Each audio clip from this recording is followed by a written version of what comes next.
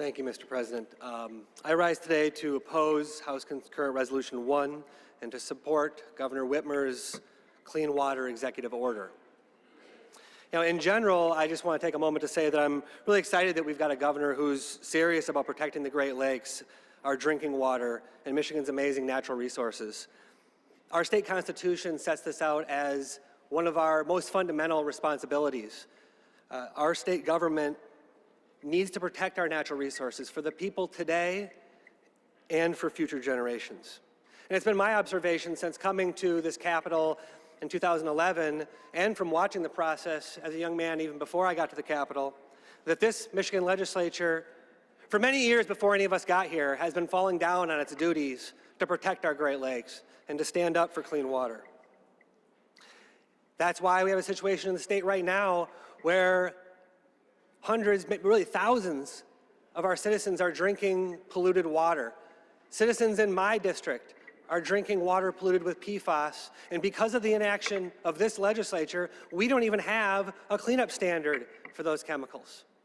And this is just one example. This is true of the people in Rockford, of the people in Oscoda, of the people in Parchment, people up in Traverse City. We've got people all over our state who are drinking dirty water, kids who are drinking dirty water. Well, this legislature debates a bill to oppose, or a resolution to oppose the governor's efforts to protect clean water. You know, we heard a lot in committee about, the problems at the DEQ, and I'll be the first to admit there are problems at any big department, and it's important that we and the executive office try to get those problems sorted out.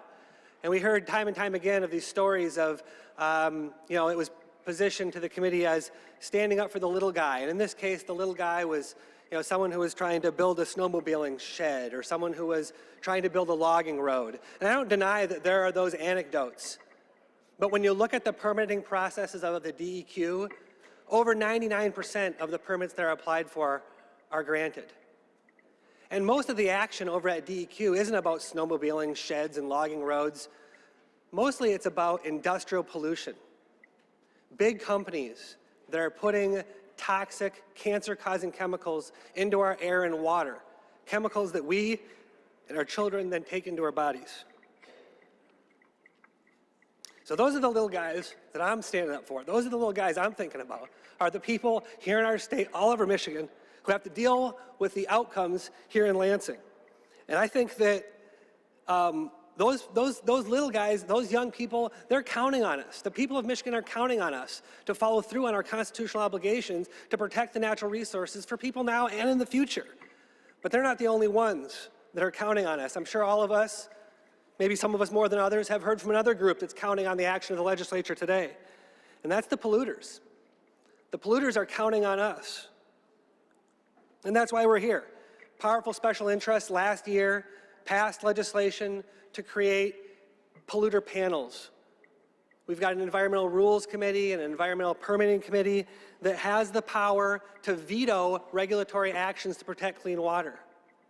They've got that power to veto actions that our professional scientists and our governor's appointee has taken to discharge her responsibilities under the law and under our Constitution.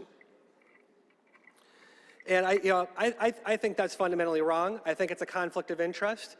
I think that if we were talking about reinstituting real citizen oversight panels like we used to have with the Natural Resources Commission before former Governor Engler destroyed that kind of citizen accountability, if we were talking about that, I think you'd find a lot of agreement on this side of the aisle. I'll speak for myself. I agree with that. I've been fighting for citizen review committees for the DEQ for a long time.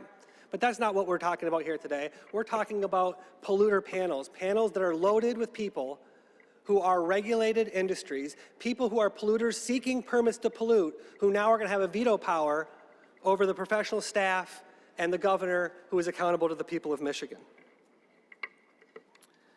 So, that's what we're really debating here is